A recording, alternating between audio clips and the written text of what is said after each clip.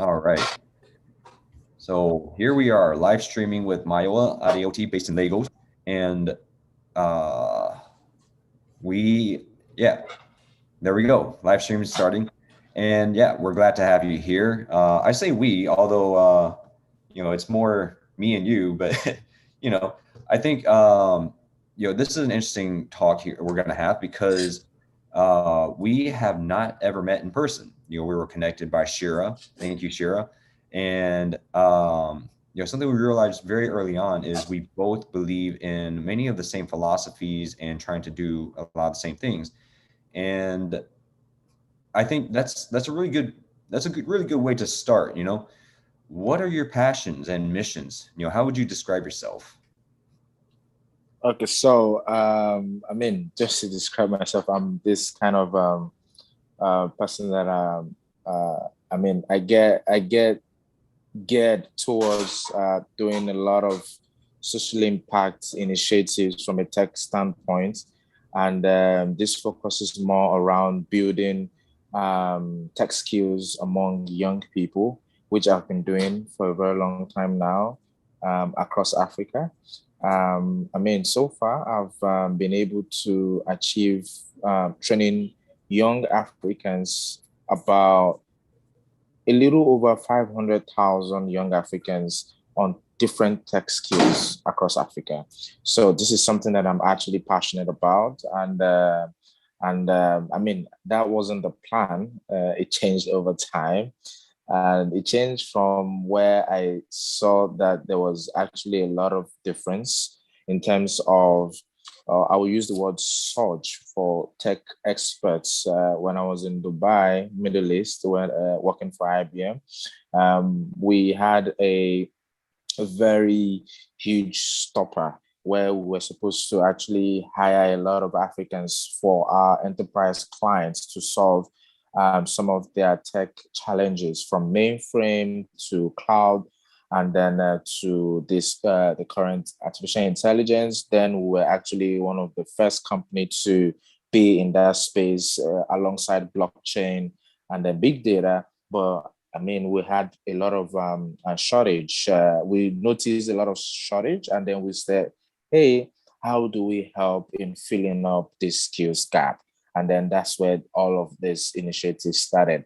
And then we started with universities, colleges, polytechnics across Africa. I was managing West and Central Africa, inclusive of Southern Africa, excluding South Africa. And for me, my focus was, hey, university, how do we're not going to change the curriculum because we don't have that power or capabilities to do that. But let's enhance what you have by actually adding our own course curriculum to help fill up the gap that you have. And that's where we started. And now is history, because currently, before I left the company, we were also catering for people that are less privileged, never been to school before, and they're in rural areas. They don't have that access to go to university system or even colleges. And then even people that are already professionals, but obviously not happy where they are, but they're looking for where is the next big thing, or even maybe not just the next big thing, but just want to be in tech because that's what the world is talking about. Yes, this is what we use the last program to actually achieve. And I've done this for IBM, Safety Smart, and now here we are, Tech Tree Roads. We're doing the same thing. Yeah. Yeah, and I think one of the really interesting things is when we connected, we started talking about what we can do together, how we can, Correct. really create a lot of the impact. And you know, now very quickly that led to, okay, you're VP Africa for Tech Tree Root. But we do very much a lot of the same things. We're trying to recruit partners and sponsors. We're trying to recruit Correct. participants, mentors, moderators, volunteers. Sometimes adding team members and saying, hey, what more can we do? And then even then, you help me with navigating some things, discussing and negotiating with various entities. the speakers that you find, I'll be interviewing them. And of course you can join as well. And, it doesn't have to be just one-on-one. It could be panels. It could be, kind of a conversation. But I think it's just one of those things we really realize there's a lot of ways for us to work together and do a lot together. And obviously other people can join. But I think that was one of the great things. Of course, how you became interested in tech and how tech has impacted you. There is still a difference, obviously, when tech and your life don't always agree. So do you have any situations where that has happened to you? Oh, I mean, one of my experience, very recent, that I've had in a panel discussion with a couple of tech enthusiasts was more around where there was an argument around if tech was going to take our job. And as some argument sometime is, we know in this era, I would say we know pretty much than each other, right? Because we're exposed to different information from research to innovation and also to disruptive solutions happening currently in the world.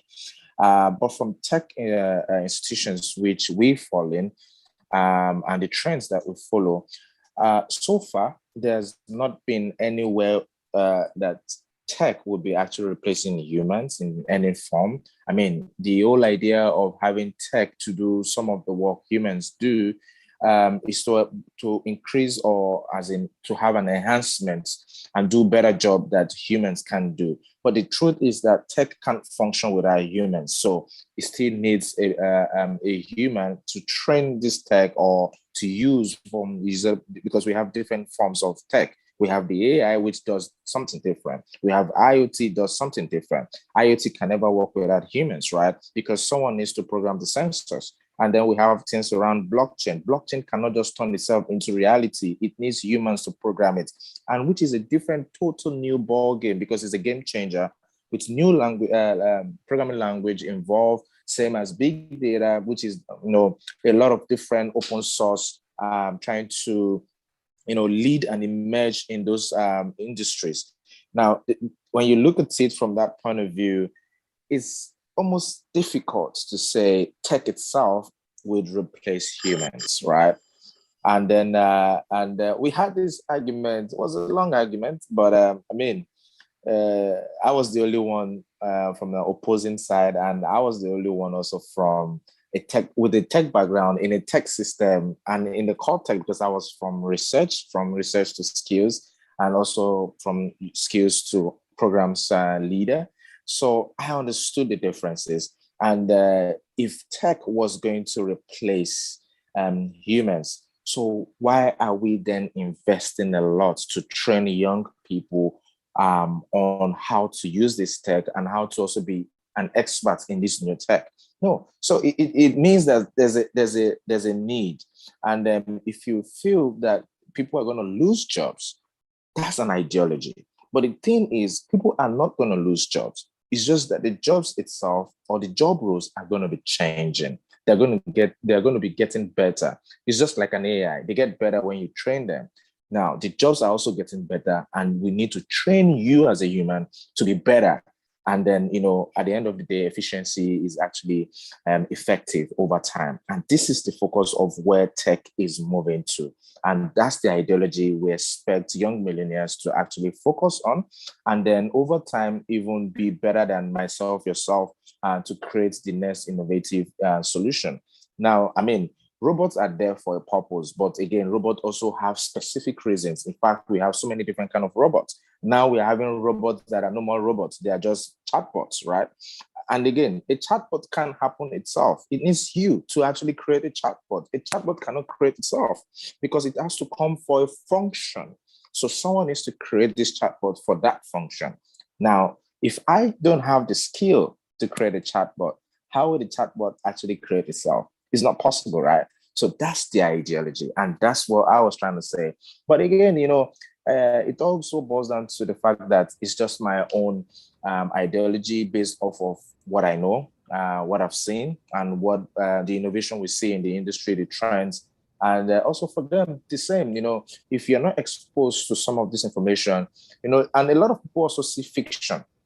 And when they see a lot of fiction from movies to theories that have not yet been in existence, never tried, but, they assume that it's there, it makes them also feel, hey, this guy is going to take my job, right?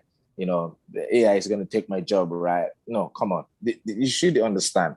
Humans can hold hot metal, right? Hot metal. That's why they had to, start working with robots to do those kind of things, because humans can't. But the real truth is the robot can move without you controlling from the back end. Mm-hmm. So it's still you, but it's just a better you, but it needs you to actually make that job effective. So that's just what we're trying to say. Yeah, definitely. Yeah, I think one of the really interesting things about, getting into AI, ML, also using analytics, data and all that, to kind of build, I guess it's like a human brain having experiences, having information to develop our instinct, our intuition, and that's where we start to make decisions in life based on what we think we should do. And of course, there's some automated things like breathing. Unless we think about it and stop breathing or force ourselves to breathe, usually our brain just controls it for us on autopilot.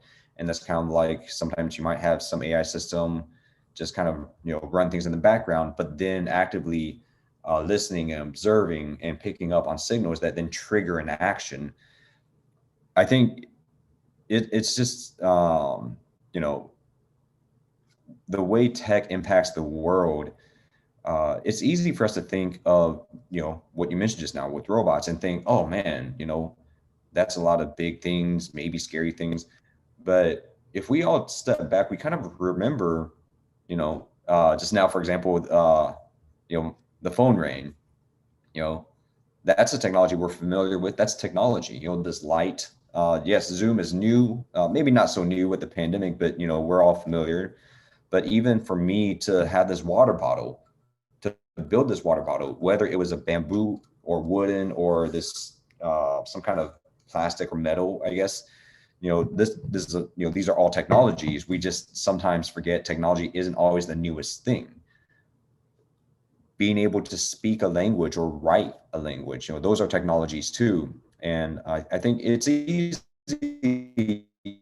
to new thing and think what's going on, but technology has always been impacting the world. It's the next step, the next evolution.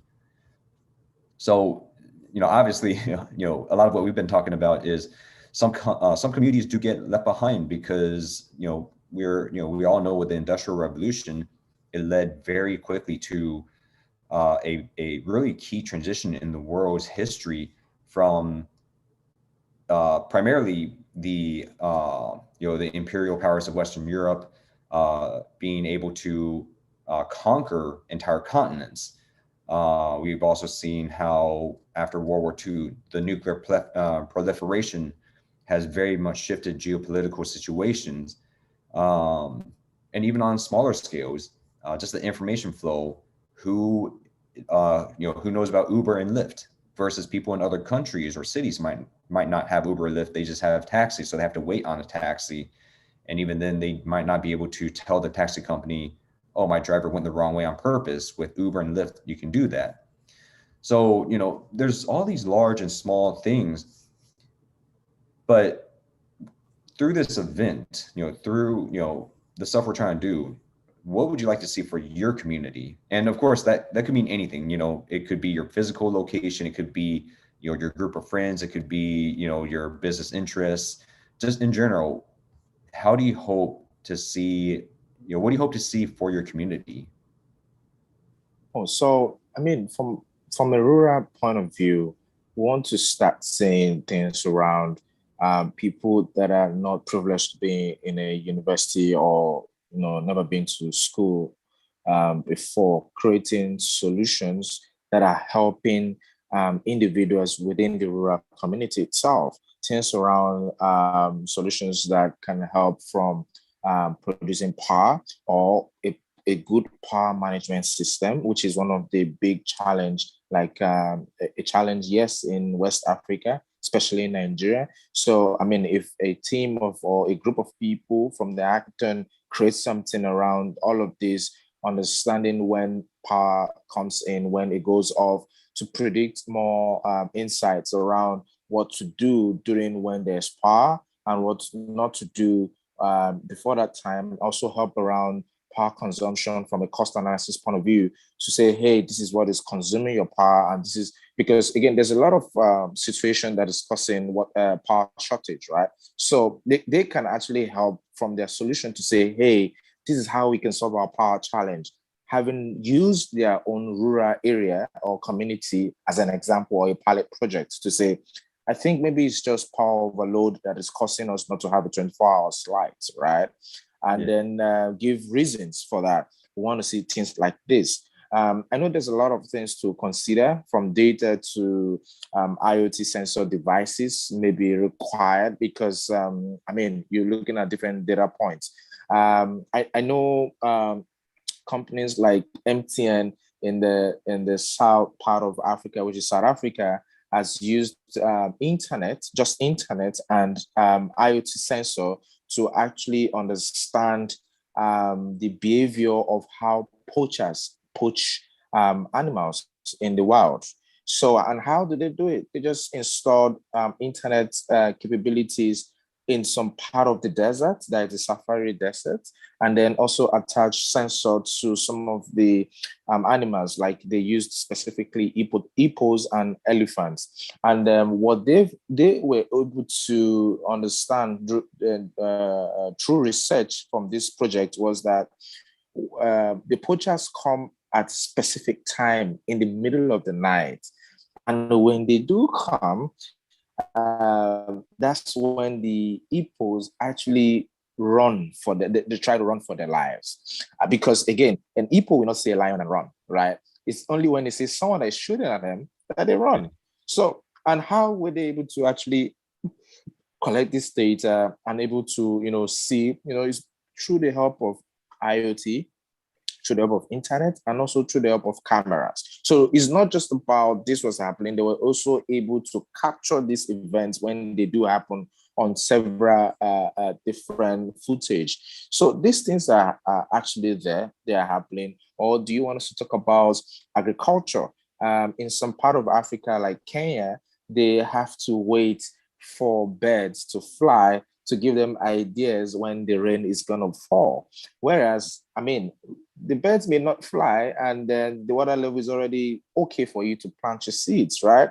Yeah. So you don't have to. So what we're saying is, yes, we understand the traditional way, but because of climate change, birds may not have to fly anymore, right? Things change. So with tech, you can actually know the soil level to actually know, hey, it's time for me to plant, because the soil level tells you, based off of IoT or just AI and data, just data itself, and tell you, oh, I think we can plant XYZ kind of plant or whatever kind of stuff we're trying to actually achieve. So this is what tech is already doing. Or do you want us to talk about the traffic jam situation in Africa, especially in places like Kenya or places like Lagos? How would you know that? You would only know that with the help of tech, AI, data, right? And when you have this kind of solution coming out of rural areas, it helps you to understand, hey, there's traffic in the major roads like XYZ. You can take inner routes to achieve the same goal at a shorter time. And this is the kind of solutions that we are actually trying to encourage young people to create within Africa, and many, and as in so much more. I know in Africa, we have a huge focus more on fintech solutions. But again, fintech is just one industry that we're looking at. What happens to agriculture? This is one of our niche. What are we building, or what are we producing in that niche? We need to find a way to not just diversify our ideology, but also diversify our thinking in producing solutions that will also help us in our day-to-day activities. I mean, food is currently one of the biggest world challenge. So what will it cost you to actually create an app that is helping farmers to actually, close the food shortage gap in the world? So these are things we need to look at, because again, it might not be really useful in country A, but it can actually be a big deal in another country, for example, like Malawi. I mean, agriculture is one of the major resources, but at the same time, they still have food shortage. Now, solutions like this can actually help close those gaps. So these are things that we are looking at, and then we are hoping young people put focus in these different verticals, and then come up with really compelling, innovative solutions that can help young people, old people, close many of these different gaps in the industry that we're looking at. Yeah, that's great. I think for being in the US, obviously a lot of us are not going to think about stuff like, oh, when the birds fly, you start planting. But that does remind me some of the stories my great uncles, they mentioned they still live on a farm in rural Taiwan, and I've been back many times, and it's interesting to see, if you want to shower, you need to turn on those gas first. Um, if you want to get somewhere, you have to walk somewhere first, and then you can connect with the buses. And they're not even the nice city buses that I would see in Taipei or here in New York City, for example.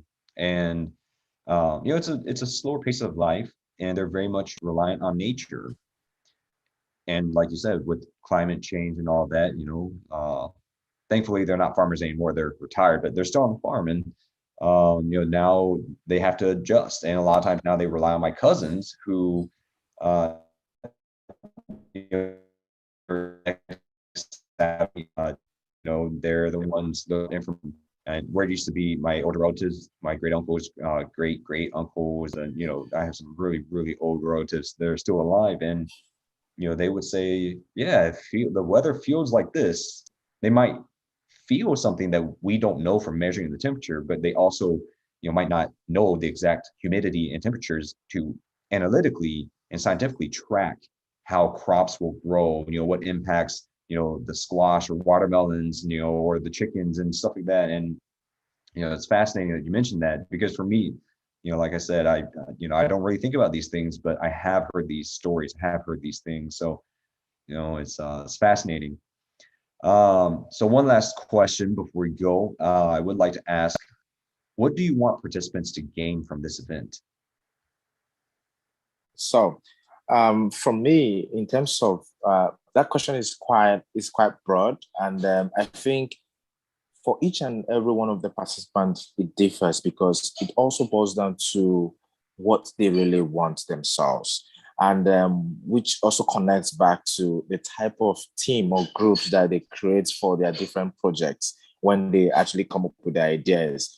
I mean, I can just say, hey, you need to pick or choose individuals. It doesn't have to be from your community. It doesn't have to be from your country, but choose someone that has the same ideology just like you. And we both understand why this is very key or important in terms of success in the long term. Because again, it's hard for me to say Mr. Hay is looking at producing the best kind of solution that will help Microsoft become more inclusive. And Mr. B is saying, hey, I'm just focused on how IoT could help people read and understand Chinese. Now, when you have two different people with two different ideology in a group, hey, the end result is not always that fantastic, because yes, they both have different good complementary skills, but the ideology is not just there. What does that tell you? It means that they are both not on the same page. You both don't necessarily would work together. So you have to understand this from the start, and then put all of these different things into consideration before even coming up with your team. So this is my own take home to participants. You need to be very clear on what you're trying to achieve. Same with you, same with your team. It has to be a collective effort as a team, as a collaborator. You guys need to have the same goal. Now, in some cases where some people may be confused around, I don't really mind. I don't have a specific goal. I just want to participate. I have this skill. How do I complement your team? That's different. I mean, it's very clear it's a clear, honest conversation from the scratch, right? Because all they just want is, I want to win with you. Someone else is producing the idea. Oh, and you are a designer. Oh, and you are the coding, the software engineer or programmer. Oh, so you all complement. That's also different. But again, if you have someone that is not even on this same page, I advise you, that person is not for your team, or you want to have a compromise, fair enough. But again, know that you should have that conversation early on before it gets too late for you to actually say no to that person. So, but again, in a general point of view, all I can just say to participants right now is basically know yourself, know your idea, and then know the expected outcome. It might not be clear from the scratch, but at least have an idea of your expected outcome, so that by the time you get to a certain level of about 50%, trust me, the idea will become really certain of what you're trying to achieve. Like talking about us, for instance, we knew what we were expecting, right? But again, from an experience point of view, it sounds pretty much easier, right? It's putting everything together. There's a lot of operational work, a lot of organization, a lot of collaboration, strategy also put in place, and then saying, hey, it's clear that we have this challenge. It's clear that we are having this stumbling block or bottleneck, you call it. And then we say, how do we take ourselves out of this bottleneck? It's still the same thing with working with teams in hackathon. You need to understand all of these different things so that at the end of the day, your solution, your ideology becomes really perfect and actually exceeds your own expectation. So that's my take on. All right. Thank you, Mayowa. A lot of great words, wise words from wise men, and all the participants. Hopefully, you gain a lot from this. You can definitely check it down below in the video description if you want to connect with Mayowa. We'll add that information. You can also visit our website to find out what else we're doing, register, join us, how other ways you can connect with Mayowa. But in general, we do encourage you, if this video helped you, share it with other people. Talk about this stuff with your friends. Connect with Mayowa. If there is some way for you to learn and grow, and like Mayowa said, to find out what you want for yourself, we definitely want to help out. So, Mayowa, thank you again. It's great having you, and it's been great working with you. Definitely looking forward to doing more, reaching all these countries like Mauritius, Seychelles, just everywhere. Of course, we've already, started reaching out to Ghana, Nigeria, Malawi. So we want to make sure to keep pushing and saying, hey, it doesn't matter where you are. I'm in the US, someone's in Africa. Well, we're going to do our best to reach you. And if you're in a small town, I grew up in small towns. I went to high school in a town with 8,000 people. You might have gone to a smaller town, but that's fine. We're going to do our best to reach all of you. And all we ask is that, if you want to learn and grow, just keep connecting with us. So it was great having you, Mayowa. We'll see you. I guess they'll see you around. I'm going to keep seeing you pretty frequently. Yeah, correct. All right. Thank you again. Yeah.